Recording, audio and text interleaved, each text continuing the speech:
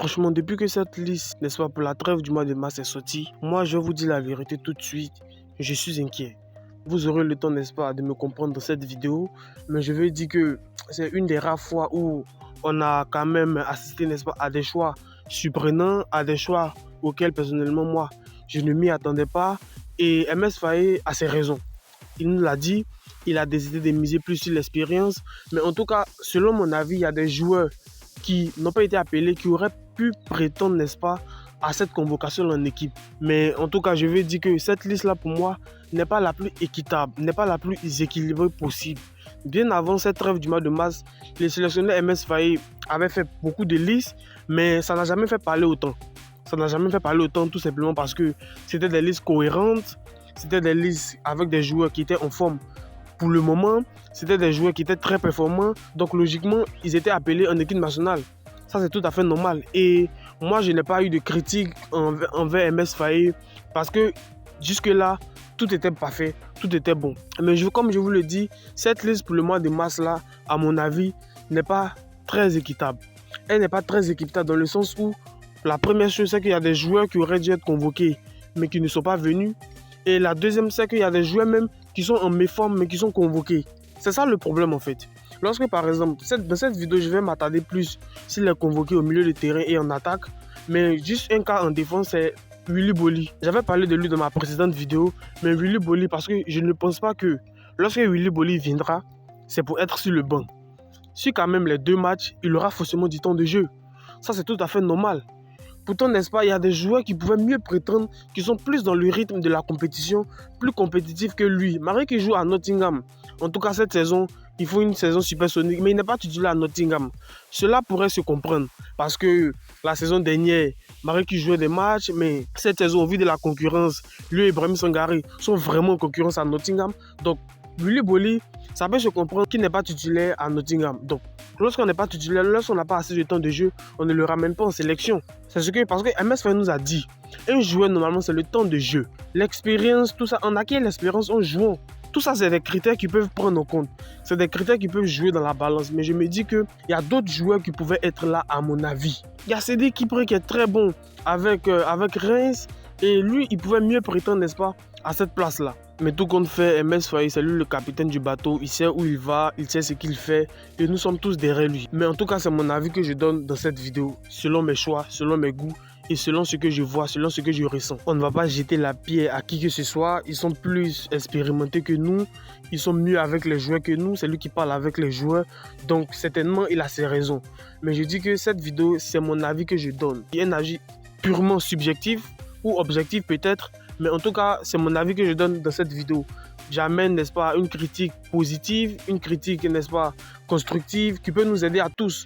Parce que tout ce que nous rêvons, c'est de voir une équipe des éléphants compétitive qui est capable de remporter des matchs, de gagner des points et de se qualifier pour le mondial. C'est tout ce que nous souhaitons pour notre équipe nationale. Comme je l'ai dit, le milieu de terrain, n'est-ce pas, a un véritable problème selon moi. C'est-à-dire, lors de cette trêve du mois de mars, là, MS Faye, n'est-ce pas, a convoqué Jean-Philippe Gbamé.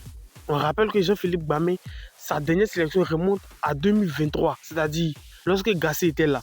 Donc, on voit que c'est un joueur qui était très absent. Et là, on l'envoie, on le met, n'est-ce pas, dans un match à un jeu.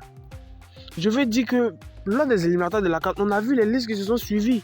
C'était des joueurs là, septembre, octobre, novembre. C'était pratiquement les mêmes joueurs. Donc, il y avait déjà un noyau. Donc, pourquoi ne pas conserver ce noyau-là? Bien qu'on ne va pas l'occulter, il y a quelques joueurs dans ce noyau-là, n'est-ce pas, qui ne sont pas en forme, comme Lazare Mani, qui n'était pas en forme. Et qui n'est pas, on va dire, qui est en forme avec le Standard de Liège, qui revient à son meilleur niveau.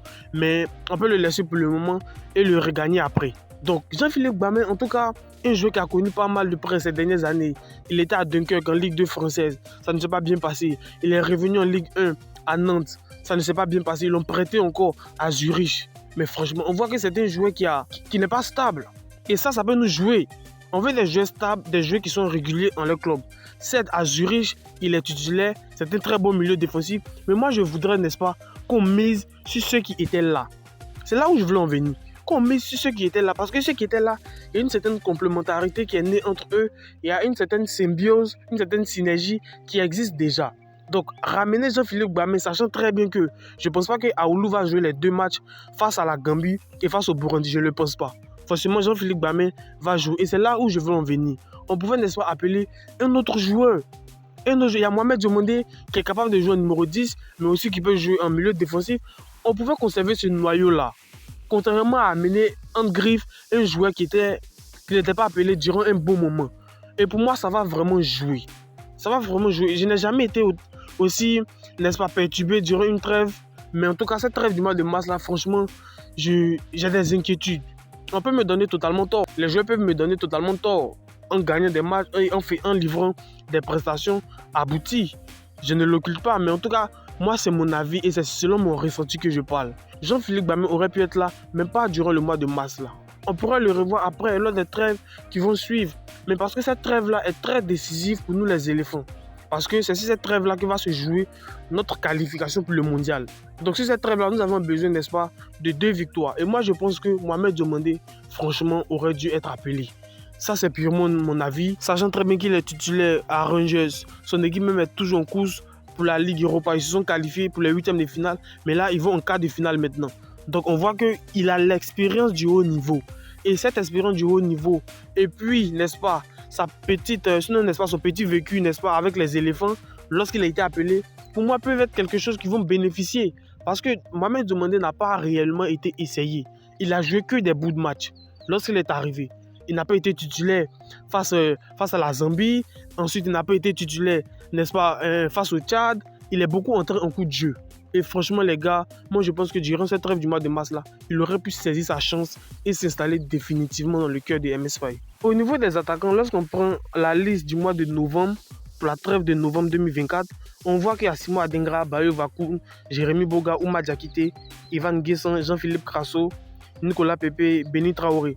Mais dans l'ensemble, c'était une liste de 25, donc ce n'est pas forcément les mêmes choses. Mais ce que je veux dire, c'est que sur cette liste-là, du mois de novembre-là, il y avait, n'est-ce pas, 2 attaquants de pointe nominaux, Ivan Guessan et Bayo Vakoun. Bon, Jean-Philippe Crasso peut jouer aussi à ce poste.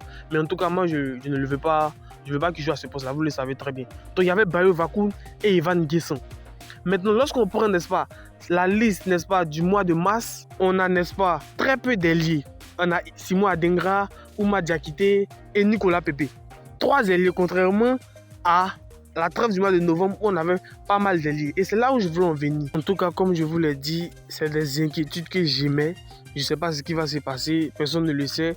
Le jour J va arriver et nous tous on aura les résultats de nos attentes. Donc c'est des avis que j'ai dit. En tout cas, selon moi, je ne sens pas trop cette trêve-là, mais je reste confiant quand même. Je reste confiant parce que j'ai foi en, n'est-ce pas, le sélectionneur MS Faye. J'ai foi en sa capacité de galvaniser ces garçons et de pouvoir, n'est-ce pas, aller nous arracher ces points-là qui nous sont très chers dans ces éliminatoires de la Coupe du Monde là. Donc je compte sur lui, tout mon soutien à lui, malgré qu'il y a certains choix qu'il a fait sur lesquels je ne suis pas d'accord bien sûr. Mais en tout cas, c'est lui qui a la tâche, n'est-ce pas, de conduire cette équipe des éléphants. Et nous lui faisons confiance, nous sommes totalement avec lui. Donc les gars, nous sommes à la fin de la vidéo. Abonne-toi si ce n'est pas déjà fait, tu me lâches ton like. Et on se retrouve pour la prochaine vidéo. Allez, prenez soin de vous.